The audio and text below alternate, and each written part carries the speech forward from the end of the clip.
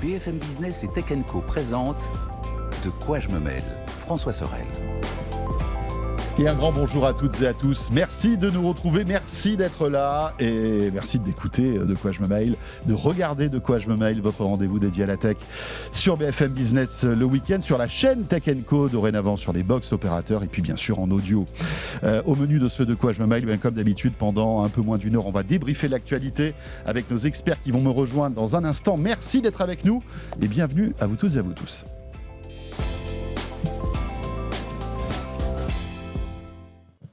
Et encore une fois, les amis, une actualité plutôt chargée. Et pour commenter tout ça, Anthony Morel est à ma droite. Bonjour Anthony. Bonjour François, bonjour à tous. Et en face de lui, Raphaël Grabli. Salut Raphaël. Salut François. Voilà nos ténors de l'actualité tech du groupe qui sont là et qui vont commenter toute l'actualité de cette semaine. On va évoquer tout à l'heure Zuckerberg qui accélère vraiment sur la VR. On va parler de TikTok qui pourrait être menacé aux US.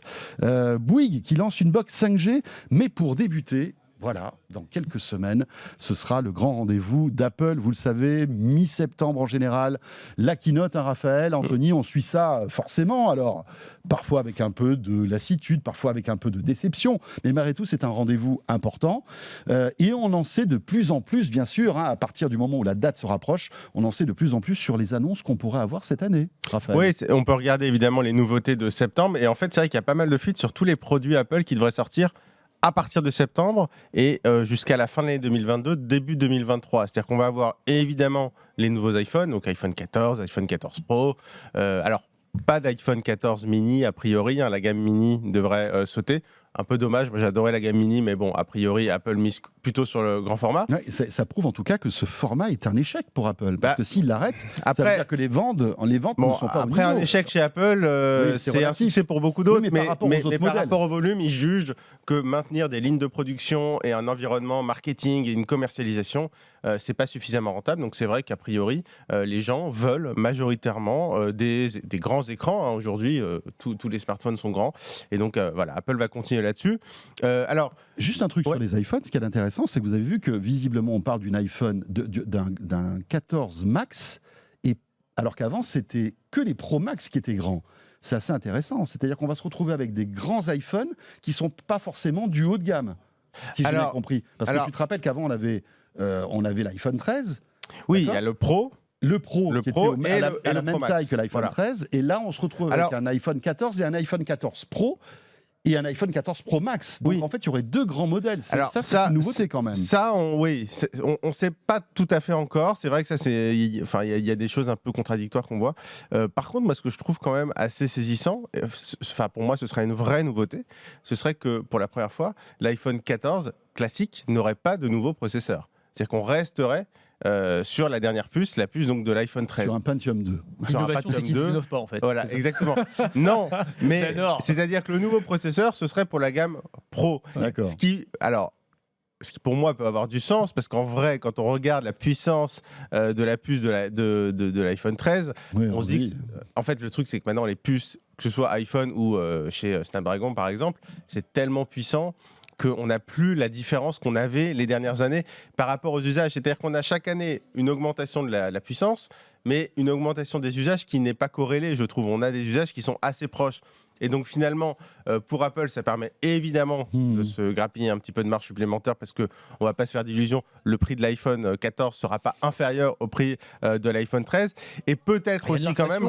qu'est-ce que tu veux ? Oui, il y a l'inflation, voilà. Bien sûr. Et peut-être aussi quand même de faire face à une pénurie de composants. C'est-dire que peut-être, alors ça, je ne le dis pas avec certitude, mais il est quand même possible que ce soit plus compliqué d'avoir le nouveau processeur en quantité, parce qu'il faut quand même se rappeler que l'iPhone 14, ce sera l'iPhone le plus vendu. Donc c'est-à-dire que c'est là où on aura le plus gros volume à avoir. Donc forcément, la question de la pénurie de composants se joue d'autant plus sur cet iPhone 14. Donc ça, ce serait une évolution. Et après, peut-être ce qu'on voit d'ailleurs à l'écran, la fin, encore une fois, pour les pros, de l'encoche, c'est-à-dire avec plutôt un poinçon, quelque chose de plus petit, donc vraiment un design qui pourrait évoluer. Mais on aurait, on va dire, une différence beaucoup plus marquée, si ce qu'on voit est juste, entre le modèle classique et le modèle Pro, ce qui était peut-être un peu moins le cas cette année et l'année d'avant. Alors, juste une chose, hein, les images que vous voyez, ce sont des oui, alors évidemment, c'est des images c'est pas l'annonce d'Apple. De concepts artistiques, bien évidemment. C'est pas Apple qui nous ont dit, tiens François,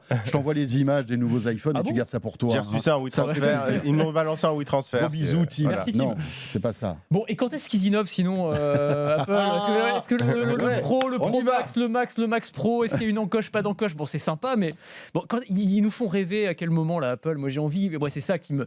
Voilà, mais en même temps, quel smartphone, quel fabricant de smartphone fait rêver aujourd'hui, arrive à faire rêver? Écoute, moi, quand je vois, tu vois, les derniers, par exemple, tiens, celui qu'on a testé il y a pas longtemps là, le Oppo déroulable comme un store. Ça, c'est un truc pour moi. Voilà. Ah oui, ça, mais... tu vois, t'as un effet. Ah non, mais moi, je parle de faire rêver pour le grand public. Enfin, je veux dire, disponible en masse, quoi. Ouais, bah non, mais alors, en tout cas, je pense que.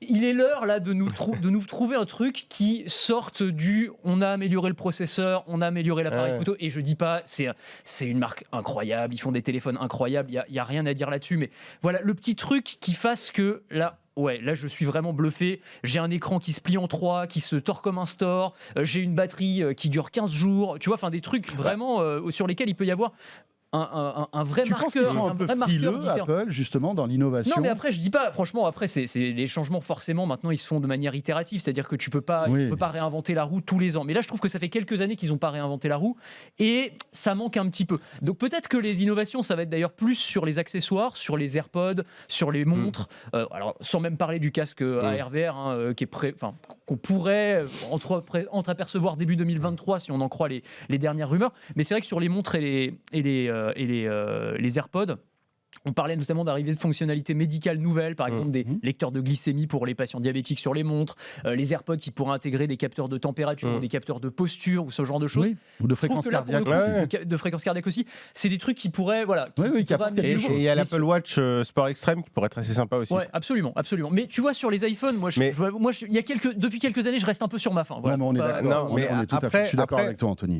En fait, pourquoi Apple est forcément destiné à innover moins que les autres? Et effectivement, quand on parle d'innovation aujourd'hui, c'est forcément, innovation, on va dire des fonctions ou des smartphones un peu waouh. Pourquoi est-ce qu'on parle forcément des marques chinoises? Parce que les marques chinoises, elles ont une logique de lancement de produits et de séries de smartphones, mais de petites séries. C'est-à-dire qu'elles lancent une série de smartphones, ça marche, tant mieux. Ça marche pas, au revoir. Et elles peuvent se permettre, je veux dire, quand on regarde le nombre de références de Xiaomi, de Oppo, de Huawei en Chine, ou de Vivo, je veux dire, il y a je sais pas combien de centaines de références, c'est monumental. Et ils peuvent, entre guillemets, s'éclater, ils peuvent se permettre de faire ça.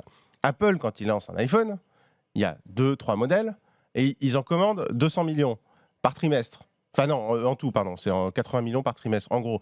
Donc quand on commande 200 millions d'un produit ou d'une gamme, on peut pas se foirer, c'est pas possible.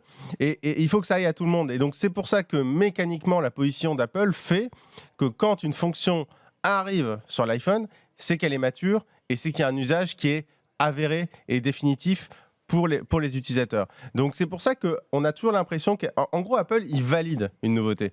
Quand une nouveauté arrive sur iPhone, c'est une nouveauté qui est validée. Non, mais forcément, si on est un fou de l'innovation et des choses qui sortent de l'ordinaire, on les trouvera quand même assez rarement chez Apple, de fait, en fait. Juste une chose sur ce sujet, il y a quand même aussi la pression de l'écologie et de l'environnement.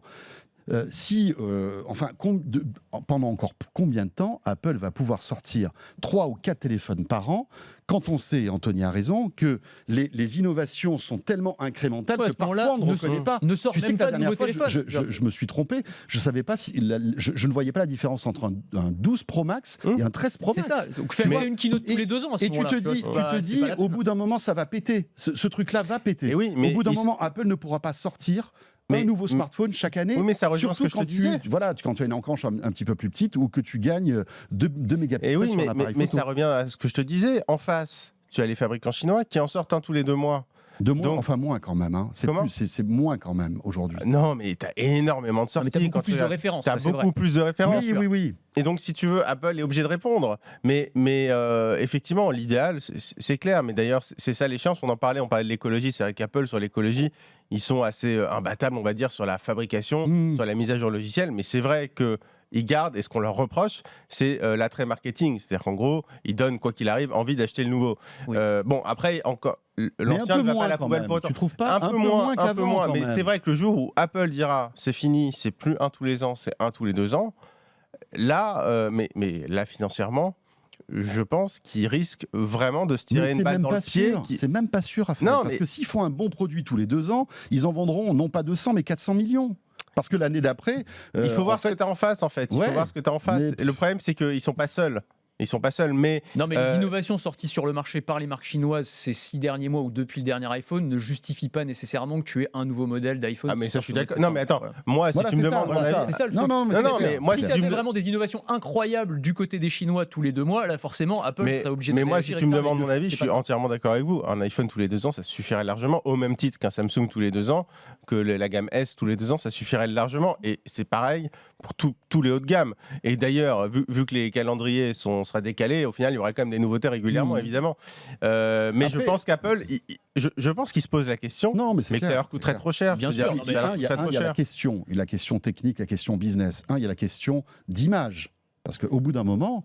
ça va commencer à gueuler, c'est clair. Mais c'est déjà un peu le cas. Et quand on sait qu'Apple est tout le temps en train de façonner son image et dès qu'il y a un truc, ils essaient d'effacer. À la fois, ça gueule et ça gueule pas. Parce que si tu veux, ça gueule, tu as, je pense, une frange écologique, effectivement, qui va avoir ce discours-là. Mais à partir du moment où tu as 100 millions de personnes qui achètent un iPhone, je veux dire, l'argument économique, il est absolument massif. Et puis ils en vendent à chaque fois. Aucune raison de s'arrêter objectivement. Enfin, tu vois. Tu as raison. Et puis en plus, on pourrait se dire que même s'ils sortent tous les 2 ans un nouvel iPhone, peut-être qu'ils en vendront 400 millions. Et l'impact écologique sera le même que s'ils en sortent un nouveau modèle tous les ans. C'est ça aussi. Ça réglera peut-être pas les problèmes. Mais quand on voit l'explosion du reconditionné aujourd'hui, parce que ça devient vraiment, quand on regarde les parts de marché aujourd'hui du commerce de smartphones, ça prend de plus en plus d'ampleur. Et tu vois aussi que les gens renouvellent en moyenne, moins rapidement leur smartphone. Ça se joue à quelques mois, mais tu vois, en France, non, c'est vrai. Petit à petit, la moyenne de durée de temps de conservation d'un téléphone, mais justement, c'est ce que j'allais dire, c'est aussi à nous, consommateurs, de jouer. On est un peu prescripteur. Alors nous, vous nous écoutez. L'exemple, parce que nous journalistes, on téléphone tout le temps. Mais malgré tout, on ouvre le débat, on en est conscient. Mais par contre, c'est aussi à nous, en tant que consommateurs, de faire attention aussi, de ne pas acheter forcément. Alors nous, on doit les tester, donc forcément c'est un peu différent. On a une bonne excuse, donc c'est un peu facile de parler pour nous, c'est clair. Ouais. Mais après, ce qu'il faut aussi savoir, enfin moi, il y a une question que je me pose, c'est est-ce que vraiment il y a un impact écologique, c'est important? C'est-à-dire que, est-ce que le fait de changer d'iPhone tous les ans a un impact écologique? Parce que ces iPhones, quand on en change tous les ans, ils partent pas à la poubelle, en fait, ils restent en vie. Et donc, finalement, on alimente le marché du reconditionné aussi, ou le marché de la vente à son petit cousin, mais c'est des téléphones qui continuent à servir. Donc, la question que je me pose, c'est est-ce que l'impact écologique est si important que ça? Parce que de toute façon, même si on change souvent, alors si tout le monde change souvent en bout de chaîne, là évidemment, forcément en bout de chaîne, il y en a plus qui partent à la poubelle. Mais est-ce que c'est pas aussi absorbé par ces nouvelles habitudes qui sont d'acheter aussi des smartphones reconditionnés? Non, mais je pense aussi qu'il y a une espèce de déception sur les nouvelles générations. Mais ça fait ça. Mais après, si les gens sont assez gogos pour acheter un téléphone juste parce qu'il a un téléphone un peu plus puissant, tu vois, il y a un moment aussi, c'est aussi la responsabilité de chacun, quoi. Tu vois, c'est clair. Enfin, nous, on le dit, on fait la responsabilité. On dit voilà, il y a ça qui est mieux, il y a ça qui est moins. Anthony, d'accord, mais c'est aussi la responsabilité du constructeur, je trouve. Il a une responsabilité. Non, pas pour moi. Pour moi, pour le coup, le constructeur, c'est une entreprise, c'est pas des philanthropes, ils sont là pour vendre des téléphones, ils les produisent, s'ils arrivent à les vendre, tant mieux pour eux. Moi, je pense que c'est le consommateur qui fait son choix derrière. Quand tu as une boîte comme ça, avec de tels enjeux, tu as aussi une responsabilité, malgré tout. Et si tu vois, après, tu peux t'imposer une responsabilité, tu forces la tentation. Tu forces la tentation. Oui. Donc c'est là où, à mon avis, ils sont un peu responsables. Mais en tout cas, je pense qu'ils se posent la question. À mon avis, c'est un sujet qu'ils ont dû aborder. Je pense. Ou alors qui nous sortent vraiment des innovations étonnantes.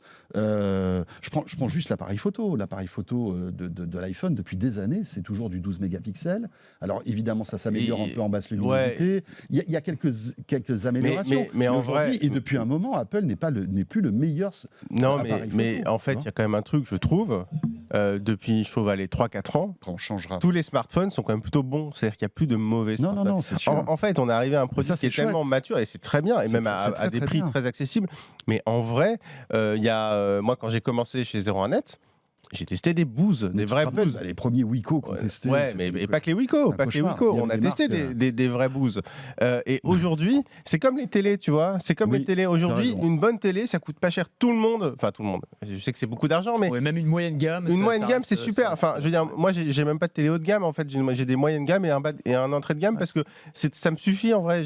Dans une chambre, si on est le soir et qu'il n'y a pas beaucoup de lumière, ça suffit largement. Et les smartphones aujourd'hui, je trouve qu'on est arrivé sur un marché où ils sont tous plutôt bons. C'est-à-dire qu'ils sont tous bons en photo, ils ont tous... Alors après, la différence, c'est le design et l'autonomie. Ça, c'est important. Mais ils sont tous plutôt bons. Et donc forcément, on n'a plus d'effet waouh depuis quelques années, mais c'est plutôt aussi une bonne nouvelle. Premier iPhone commercialisé il y a 15 ans, jour pour jour. 29 exact. Ouais, c'est vrai. 2007. C'est dingue. Bon, aux États-Unis. Nous, 15 ans, ça paraît loin, mais c'est hier aussi, finalement. C'est dingue. En 15 ans, comme Apple a complètement... Sans 3G, sans MMS. Sans 3G, sans MMS. Sans copier-coller. Juste, alors bon, ça fait un moment qu'on parle de ce truc-là, mais je voulais juste une petite histoire. Je ne sais pas si je vous l'avais raconté, mais avec mon camarade Jérôme, donc en 2007, on part à New York pour je sais plus quelle raison, mais je crois que c'était pour un voyage de presse HP. On arrive là-bas et en fait, on était au voyage de presse HP. Je peux le dire maintenant, mais en fait, HP, on s'en foutait un petit peu. C'était pour aller à l'Apple Store, les escrocs. à l'Apple Store à New York pour faire la queue et acheter le premier iPhone. Et on l'avait ramené ce truc-là, mais on était les rois du monde, quoi. C'était en septembre 2007. L'iPhone ne fonctionnait pas en France. Je ne sais pas si vous vous souvenez, mais vous arriviez, vous atterrissiez à Paris. C'était un iPod. Vous le mettiez. Voilà, c'était un iPod. Tu pouvais le jailbreaker après, non? Alors après, il y avait toutes ces histoires de jailbreak. Et alors la libération quand vous arriviez à jailbreaker cet iPhone et que vous pouviez mettre une puce orange à l'époque, c'était incroyable. Et alors quand vous sortiez le téléphone comme ça nonchalamment, là c'était la classe quand même. Et pourtant c'était dans le métro, on se regardait là. Et là c'était inutilisable parce que c'était de l'Edge, alors qu'on était déjà en 3G en France. Mais bon, voilà, on referme la parenthèse. Tout ça c'était il y a 15 ans. Et c'est rigolo parce que sur la chaîne YouTube de Tech & Co, il y a encore la vidéo avec Jérôme où on se balade comme des fous là dans cet Apple Store pour retrouver. Vous aviez fait la même pour l'iPad, il me semble. On avait fait la même pour l'iPad. C'est vrai. On est collector tout ça. Bon, c'est moins. C'est dingue, hein, quand même. Non, mais c'est des années qui passent comme ça, c'est rigolo. Dernière petite anecdote concernant l'iPhone. L'iPhone dans l'eau, ça tient le coup quand même. C'est pas mal. Et on dit souvent que les smartphones, les iPhones et les smartphones en général, c'est des petites choses fragiles. Là, preuve du contraire, avec cette histoire assez étonnante, insolite, on va dire, d'un Britannique qui a eu la bonne surprise de retrouver son smartphone, son iPhone perdu dans l'eau. 10 mois plus tard, en état de fonctionnement parfait. Voilà. C'est un autre utilisateur qui, en faisant du canoë, est tombé par hasard sur un iPhone, donc plein de vases. Il dit, mais qu'est-ce que c'est ? Je le ramène à la maison, on verra bien ce qui se passe. Il le met dans du riz. Non, pas du tout, pas dans du riz. Il le met dans une armoire, il l'aère bien, il essaie de le sécher tant bien que mal. Et il appuie sur le bouton marche-arrêt, et là, miracle, le truc se rallume. Il est à la date et à l'heure. Donc 10 mois plus tôt où il était tombé à l'eau. Incroyable. Avec en écran de veille la photo du propriétaire. Il la publie sur les réseaux sociaux en demandant c'est qui voilà. Et par le miracle des réseaux sociaux, il arrive à retrouver son propriétaire qui va donc récupérer 10 mois plus tard son iPhone en parfait état de fonctionnement. Incroyable. Ça aussi, c'est une innovation technologique, l'étanchéité qui est quand même un truc de dingue. Hein. Il y a encore 5 ans. Alors justement, par contre, j'en profite pour lancer un nouvel appel. C'est un truc que je répète tout le temps. Alors que les vacances arrivent en plus. Alors que les vacances arrivent. Tuto vacances de Raphaël Grabi. Hyper important. Les smartphones, et ça c'est très bien, toutes les grandes marques maintenant, que ce soit Samsung, Apple et les autres, proposent des smartphones qui sont certifiés IP67, IP68. En gros, techniquement, ils résistent à une immersion. Alors là, un peu plus, mais sur le papier, à une immersion en gros de 30 minutes à 1 mètre ou 2 de profondeur. Attention, ils sont résistants à l'eau en cas de chute. Ils ne sont pas waterproof, ils ne sont pas étanches. Ça veut dire, et parfois les pubs où les sites peuvent nous laisser penser le contraire. C'est là où il faut faire très attention. D'ailleurs, Apple a été condamné en Italie pour ça. Il ne faut pas utiliser son smartphone sous l'eau, par exemple. S'il tombe en panne à cause de l'eau, il n'est plus garanti. C'est-à-dire que les marques communiquent là-dessus. On peut penser que du coup, il est garanti. Pas du tout, c'est pas garanti. Donc, il ne faut pas jouer à ça. Ça résistera si ça tombe dans l'eau, mais n'allez pas plonger avec. Et encore moins dans l'eau de mer. J'ai reçu un truc génial là, que je suis en train de tester. Un caleçon de bain avec une poche étanche pour smartphone. Non, c'est pas vrai. Incroyable. Ils ont gagné un prix au concours Lépine là, récemment. carrément. C'est une boîte française qui s'appelle Mouiller le maillot. Et ils ont fait. Non, mais c'est génial, franchement. Donc tu as un caleçon de bain, petite poche qui se verrouille. Et a priori, voilà, tu peux mettre ton téléphone dedans. Donc c'est vraiment top. C'est clair. Super bonne idée. C'est mieux que de le laisser sur la plage. Ouais. Mais je serai Apple, juste pour terminer. Je contacterai le gars, j'essaierai de récupérer le téléphone pour voir ce qui s'est passé. Il y a peut-être que, je sais pas, il a été en contact avec une roche spéciale hydrophobe ou avec des algues qui l'ont protégé, j'en sais rien, tu vois. C'est quand même très étonnant qu'il ait pu tenir 10 mois comme ça sans aucune. Après, on ne sait pas le modèle, mais c'est vrai que plus ça ressemble à un iPhone 10. Plus on avance en fait dans l'innovation chez Apple, plus les téléphones sont renforcés et étanches en fait parce qu'ils maîtrisent de mieux en mieux en fait cette protection. Et puis c'était de l'eau douce. Rappelons-le. Ah oui, l'eau douce, c'est l'eau de mer. Dans l'eau de mer, bye l'iPhone. Mais ça ressemble à un iPhone 10, je pense, et les iPhone 10, ils étaient déjà IP67. Apple, c'est fait. Bon, on a été un peu long, mais malgré tout, voilà, il y a quand même des trucs à raconter. Amazon, tiens, Anthony. Amazon qui a eu une drôle d'idée. Alors, cette com de Amazon concernant Alexa est assez étonnante. Amazon qui veut faire parler les morts. Mais voilà. C'est ça, en toute simplicité. Alors oui, quand on dit comme d'Amazon... Bezos, c'était vraiment dans le transhumanisme. Mais alors là, on franchit une étape. Là, c'est dans l'au-delà, carrément. Tu vois, vraiment... mais alors, quand on dit comme d'Amazon, en fait, c'est un peu particulier parce qu'ils ils avaient leur grande conférence annuelle qui s'appelle la conférence Remars, qui est la conférence où tous les ans, ils présentent leurs innovations les plus dingues. Et c'est pas forcément à destination du grand public, c'est plus pour les ingénieurs, un public de technophiles sur place. Il y a des guest stars qui viennent, ce genre de choses. Et parmi les annonces, celle qui a été la plus remarquée, c'est une nouvelle fonctionnalité sur laquelle ils travaillent pour les assistants vocaux, qui pourrait permettre à Alexa, plutôt que d'avoir la voix générique comme tu as aujourd'hui, d'ultra personnaliser la voix, en gros, de prendre la voix de ton choix et à partir d'un extrait sonore de moins d'1 minute, de reconstituer cette voix et de pouvoir lui faire dire absolument n'importe quoi. Donc tu peux avoir, je sais pas, la voix de Kylian Mbappé qui va te faire les résumés de matchs de foot, tu vois, enfin ce genre de truc, ou la voix de ton acteur préféré qui va te raconter une histoire, peu importe. Et là, il se trouve que dans la démo, c'est un gamin qui demande à est-ce que mamie pourrait me raconter l'histoire du magicien d'Oz, mais tu comprends en fait que la mamie est plus de ce monde, quoi, globalement. Donc en gros c'est ça, tu peux mais c'est terrible, mais c'est comme ça. J'ai failli rejoindre la mamie. T'as failli rejoindre la mamie. Est-ce que remarque pas tout de suite, Raphaël, on a encore besoin de toi. Plus d'une minute, c'est pas grave, tu peux y aller. C'est bon, on pourra utiliser ta voix, il y a aucun souci. Tu peux disparaître, Raphaël, c'est bon. Dans Amazon, tu es déjà dans le cloud. Déjà immortalisé. Tu as une immortalité virtuelle et c'est ça en fait le principe. Donc en gros, dans la démo, tu entends la voix de mamie qui raconte l'histoire et donc c'est ça. Donc la techno, le côté impressionnant de la techno, c'est qu'à partir d'un tout petit extrait sonore, on peut reconstituer la voix d'une personne et lui faire dire n'importe quoi. Donc elle peut prendre la voix de l'assistant vocal. Mais Amazon, imagine sérieusement, dit oui, ce serait une manière finalement de gagner une immortalité numérique, de permettre de garder un souvenir virtuel, avoir une sorte de sanctuaire comme ça avec des gens de la famille qui pourraient continuer à interagir avec vous au jour le jour, ce qui peut quand même sembler un peu sinistre, glauque, tout ce que vous voulez. Enfin, toutes les réactions que j'ai lues sur cette news étaient quasi unanimement négatif. Enfin, vraiment, les gens se disaient, mais qu'est-ce qui leur est passé par la tête ? C'est hyper bizarre, surtout de le présenter comme ça. Et c'est vrai que c'est très étonnant, mais Amazon est loin d'être le seul à avoir ces idées d'immortalité numérique. Il y a notamment Microsoft qui a déposé des brevets pour des chatbots numériques, de la même manière. Donc là, c'est un agent conversationnel qui pourrait s'inspirer des publications d'une personne décédée sur les réseaux sociaux, les SMS qu'elle a envoyés, ce genre de choses, et qui pourrait reproduire son style, c'est-à-dire en utilisant, y compris reproduire son style d'humour, les emojis qu'elle aimait bien utiliser. Et donc tu discutes sur WhatsApp avec ton ami décédé et il va te répondre. J'aurais jamais pensé prononcer cette phrase, mais tu vois le truc. Sur WhatsApp avec ton ami décédé. Ça va quand même très très loin. C'est l'une des phrases qu'on va garder pour cette année. Oui, best of. Elle est bien. Ouais, c'est pas mal. Très bien. C'est pas mal. Non, mais c'est assez dingue. Et en même temps, tu vois, comment ça va moyen. Moyen, quoi. Non, mais je trouve que ça dit quelque chose quand même des velléités. Encore une fois, on parlait de transhumanisme, mais voilà, ce délire, ils sont quand même parfois complètement hors sol, là, nos amis de la Silicon Valley. Là, c'en est une illustration assez frappante, je trouve. Mais ça me fait vachement penser à ce qu'on se disait à Vivatech l'autre jour sur l'ingénieur du Google qui a cru parler à une IA qui était devenue humaine et au risque, je pense, psychologique qu'on peut avoir. C'est-à-dire que finalement, encore une fois, le problème, ça va pas être la machine, ça va être l'humain. C'est-à-dire que quel dégât. Alors, une petite fille qui a sa mamie qui vit une histoire. Bon, déjà, je sais pas si psychologiquement c'est sain, mais alors on imagine d'autres cas, c'est-à-dire des personnes qui auraient, je sais pas, leur femme, leur mari, qui serait décédé brutalement, très jeune, et qui voudrait comme ça rentrer. Ce qu'on a vu, c'était un des premiers épisodes de Black Mirror, hein, c'était exactement ça, dans un accident de voiture, il me semble.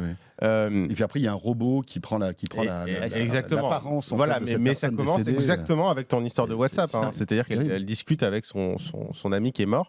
Là, je me pose vraiment quand même la question de l'impact psychologique, c'est-à-dire qu'à un moment, il faut que ce soit validé, ce truc. Parce que non, mais il y a un moment, c'est pas un produit comme un autre. Il y a un attachement émotionnel. Il y a un attachement émotionnel, mais qu'est-ce qu'il doit y avoir une validation autre ? Le truc, c'est qu'on n'y peut rien. Enfin, je veux dire, Amazon invente cette technologie. Ça peut être encadré, ça peut être régulé. Quand même. Il y a des régulations pour des tas de produits. Si vous vous souvenez, ça existe dans les GPS depuis des années, en fait, cette histoire-là. Vous avez la voix de mamie décédée. Non, oui, pas la mais voix de mamie tu peux avoir des accents, tu peux avoir la voix d'une personnalité. D'accord, bon, Dark Vador. Non, mais technologiquement, ça existe depuis des années. Non, mais parce que la différence, c'est que ça a été enregistré tout le long avec la voix, alors que là, c'est régénéré. C'est un enregistrement qui imite, alors que là, c'est vraiment généré à partir d'une tessiture, enfin d'une vocale. Donc c'est là où et sans le consentement de la personne. Enfin, il y a aussi la question du consentement. Mais là, on est encore sur l'histoire de deepfake finalement. C'est un deepfake vocal en fait. Ça va faire plaisir à Thierry Ardisson cette histoire. Oui, c'est clair. Mais moi, je pense que ce type de produit, si ces fonctions devaient vraiment arriver, pour moi, il devrait y avoir un encadrement et que ce soit régulé, parce que je suis pas sûr quand même qu'on risque pas de créer des déséquilibres mentaux. Mais ça me paraît évident. Je suis pas sûr qu'ils le fassent finalement. Le risque me paraît évident. Mais le risque est évident, c'est clair. Mais je pense qu'ils sont quand même pris un peu un retour de flamme. C'est quand même assez glauque. Moi, j'ai trouvé ça bizarre qu'ils présentent cette technologie-là de cette manière-là. C'était assumé. Mais oui, c'est ça, parce que c'est pas détourné. Non, c'est ça. Non, parce que franchement, tu pouvais la techno, le fait de pouvoir reproduire la voix de n'importe qui, ils auraient pu le faire comme je disais avec une star du sport qui te raconte son dernier match, ce genre de truc. Là, pour le coup, tu pouvais. Mais là, ils sont partis directement sur la dérive la plus terrible de leur technologie en disant regardez, on va pouvoir s'en servir pour faire parler les morts. Bon, génial. Quand j'ai lu ce truc, je croyais que c'était bon. Je me suis dit ok, ils ont présenté une voix qui imite quelqu'un et c'est un journaliste qui a voulu faire un titre un peu putaclic, qui a fait ça. Et je suis remonté, en fait, non, pas du tout. C'est eux qui ont vraiment assumé ce truc-là. Donc, il y a un moment, je trouve que dans ce genre de boîte, on devrait toujours se dire bon, est-ce que c'est dans Black Mirror ou pas ? Et si c'est pas dans Black Mirror, on peut regarder. Mais c'est vrai, franchement, parce que Black Mirror, c'est vraiment l'encyclopédie de toutes les dérives. Et donc là, c'est un épisode copier-coller. Donc c'est devenu le nouveau poncif des journalistes de la tech. Moi, je l'applique à moi-même, mais on se croirait dans un épisode de Black Mirror. Tu le dis tout le temps. C'est clair. Non, mais franchement, j'ai réfléchi à en parler, mais en vrai. Mais c'est vrai, c'est littéralement ça. C'est littéralement ça, et je trouve que c'est tellement bien vu comme série qu'on voit. Et puis, puisque tu parlais de deepfake et qu'on évoquait Ardisson, allez jeter un œil sur l'Hôtel du Temps, hein, cette émission qui est en replay sur France Télé. Techniquement, c'est incroyable. Voilà, ou alors il interview Dalida, mais j'ai eu la chance de rencontrer le producteur en fait de ce doc. C'est une boîte française qui fait ça, et c'est impressionnant en fait comment ils arrivent à reproduire les visages. En fait, c'est une comédienne qui a quelques traits de Dalida, et après tout passe évidemment dans de l'IA et de la puissance de calcul pour recréer le visage de Dalida. Mais vous regardez ça, vous vous cassez le nez, quoi. Et la voix, ce qui est intéressant, c'est que la voix, pour cet épisode-là, ils ont pris une imitation. C'est-à-dire que il y a un petit peu on va dire de traitement informatique pour justement un tout petit peu toucher la voix, mais au départ c'est quand même une imitation.